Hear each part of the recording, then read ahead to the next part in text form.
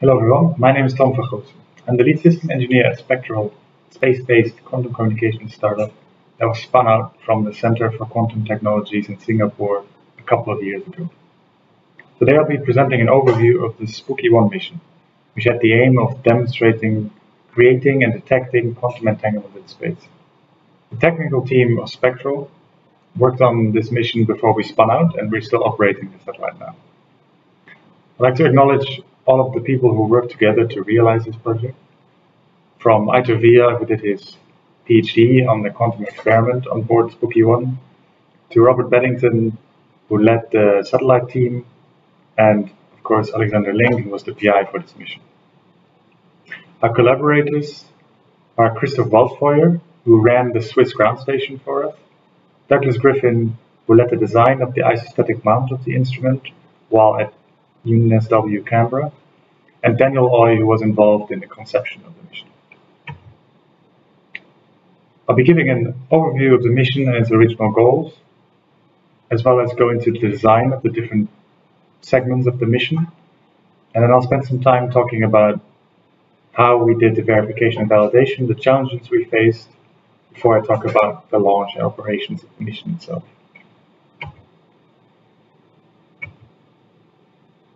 So CQT was established back in 2007 in Singapore with $150 million of funding, which has since been extended with another $50 million. And at CQT, research is done into quantum technologies from quantum computing to quantum communications and quantum sensing.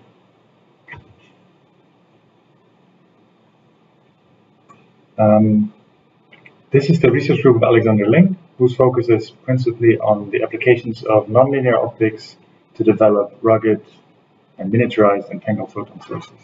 You can see here a picture of the team standing on top of the tallest building on the campus in Singapore, next to our ground station. I think we're holding the model, the qualification model of the satellite here as well. So at CQT, there have been a couple of previous missions that led up to Spooqy 1. There was some early stage high altitude balloon tests of entangled photon sources. And back in 2015, we launched a correlated photon source on board Singapore's first CubeSat, the Galaxy CubeSat. And this mission demonstrated an entangled photon source. And now we're working on missions where, together with collaborators, we now can distribute entanglement between the satellite and the ground station itself, which has applications for technologies such as quantum key distribution, quantum clock synchronization, and is a building stone towards a future quantum internet. So an overview of the mission, I already touched upon this just now, but the motivation for this mission is to demonstrate entanglement distribution. And for a future quantum internet that consists of quantum devices such as quantum computers and quantum sensors that are networked together, shared entanglement is a basic resource, just like for our normal internet. Communication over, for example, optical fiber is the basic resource, connecting everything together. Now, distributing this entanglement is not a trivial challenge, and if you want to do this over very large distances and overcome losses in optical fibers and free space, then satellites are the way to go. This has been demonstrated so far at over 1,200 kilometers, but with satellites in higher orbits, you can extend this to continental distances. So the mission itself, like I said, the goal was to demonstrate the generation of entanglement. Specifically, we create photon pairs that are entangled in the degree of freedom of polarization. And to do so, the team developed a couple of new components compared with the previous mission, mainly the mechanical flexor stages that hold the crystals where the entangled photons are produced. They are isostatic mounts that are used as a passive thermal control system. And over the entire duration of the mission, we wanted to investigate how the payload performance evolves and how the different components behave after being exposed to the radiation environment of space. So the spacecraft was launched on board the Cygnus 11 ISS resupply mission on April 17th, 2019, and it was then deployed by JAXA from the Kibo module on the 19th of June. And since then, well, actually, we were able to establish contact very, very quickly, and we were lucky to get an accurate or an updated TLE from NORAD within a couple of days, so that we could start recording housekeeping data and assessing the health of the spacecraft within the first week. The first step for us was to measure the temperature on the payload and the dark current on the single photon detectors. This was necessary so that we could set the right conditions to run the quantum experiment itself. We ran our first successful experiment within the first month and have since been routinely able to demonstrate violation of classical physics on board the spacecraft. And as of now, more than a year after launch, it looks like there's still another year of lifetime left due to the solar minimum. So talking a little bit now about the details of the spacecraft design. Spooqy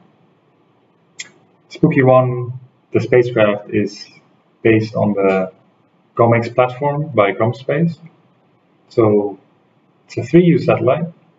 The top 1U consists of the satellite avionics, so the onboard computer, the motherboard, the UHF transmitter, etc., the battery pack also. And the bottom 2U hosts the quantum payload, the entangled photon source, which interfaces to an ISIS satellite frame via a custom isostatic mount. I'll talk about that in more detail in a little bit. So the spacecraft can communicate with the ground station using UHF. So we have 4 UHF antennas. There's no fine ADCS control required because all we do is demonstrate quantum entanglement inside the payload. It does not, we're not downlinking any photons to the ground. And the overall somewhat simple spacecraft requirements led us to just use the GOMX platform, which was a space-proven platform, rather than optimize the design using individual off-the-shelf components. And this, to us, was a good approach because the spacecraft performed very well.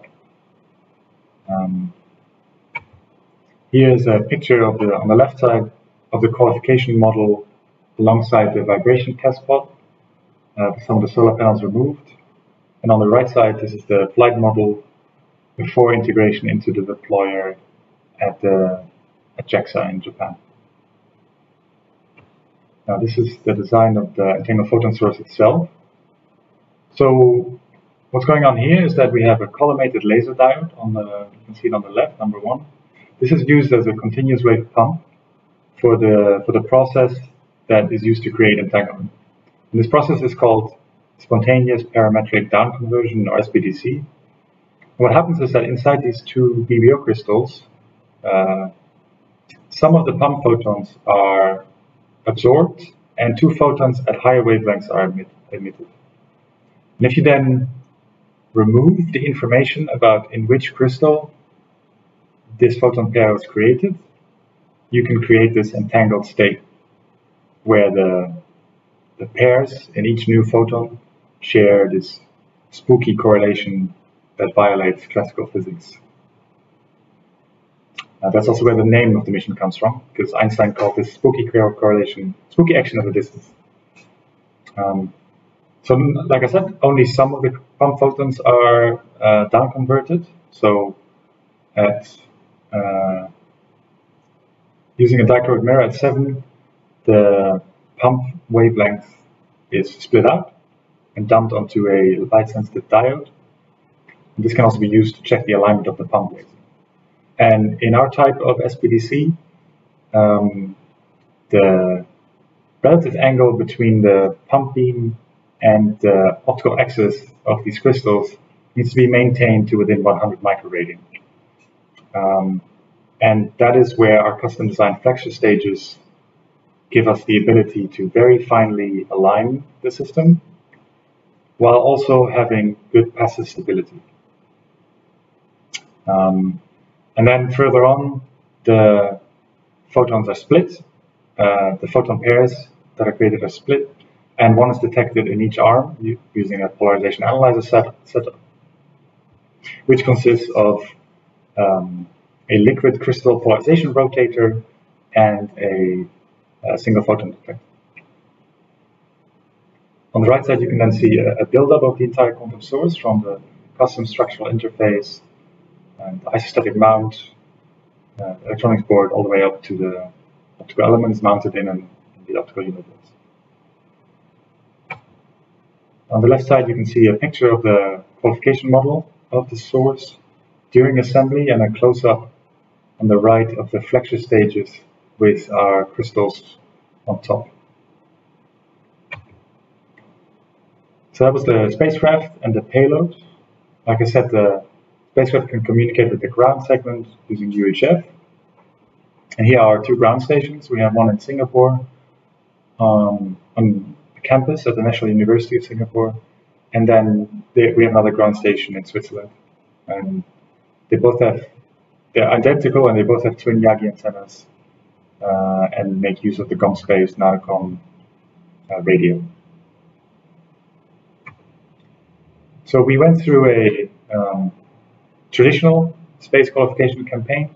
We did random vibration tests, thermal cycling tests, and because we are launching to the International Space Station, we had to do a lot of related verification activities, such as verifying the health of the batteries, etc. So on the left is a picture of our source during qualification testing.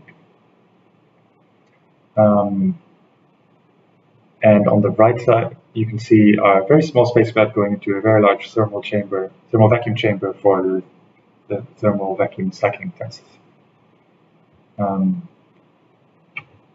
We learned a lot of lessons during all of this verification and validation. I put a couple of them here. I won't talk about all of them, but a couple are very important, or turn out to be very important for us. So we had spare components for almost every component.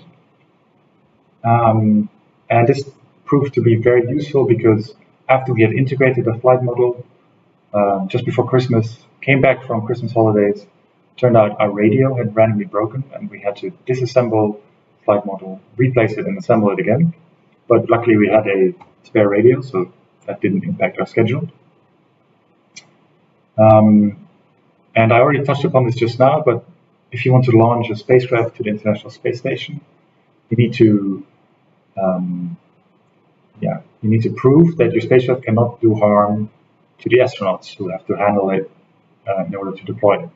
So this involves verifying that the batteries are not going to explode because they're lithium-ion batteries, but also that there are no sharp edges on the spacecraft. So we had to do sharp edge inspection tests where with a gloved finger we touched various parts of the spacecraft to make sure that the glove didn't get ruptured. There's more lessons here, and this is just a selection, so if anyone's interested, feel free to follow up, and be happy to share the full list. Finally, the launch. So this is an awesome picture of Spooqy 1 being deployed from the Kibo module in the top right, and all credit to the astronaut who took that picture. Easily one of the coolest pictures I've seen. And yeah, so the mission goals. We successfully demonstrated, as I already said, the generation of quantum entanglement. And what that looks like is, on the left, a curve of the coincidences between the measurements in the two arms inside the entangled photon source, while the polarization is varied in one of the arms. So that's how you can create these curves. The important thing here is that the curves before launch and the curves after launch look pretty similar. And in fact, the CHSH value that measures to what extent classical physics has been violated In orbit was 2.6. I think the maximum value on ground was 2.63. The theoretical maximum is 2 squared of 2, so 2.8 something. So this was a solid violation of classical physics. For full details, you can see our experimental paper. I put the link to that at the bottom. The experiment is fully described there. So that was my presentation. This is our contact information. So Alexander Ling is the PI of the mission, associate professor at CQT. I work at Spectral now. At Spectral we are hiring. Singapore is a great place to live. So if you're interested, please be in touch. Right, thank you very much. And I hope you enjoy the rest of this online conference.